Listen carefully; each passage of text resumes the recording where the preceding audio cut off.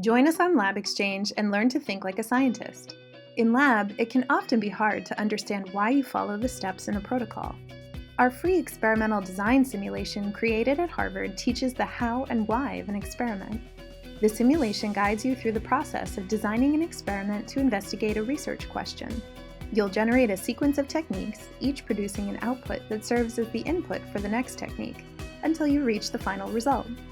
We'll help you assess your design through choice points, instant feedback, and data analysis. Once your design is complete, you'll encounter a common problem from a real lab scenario that highlights the challenges of obtaining data in real life. On LabXchange, we give you the tools to design experiments and solve problems.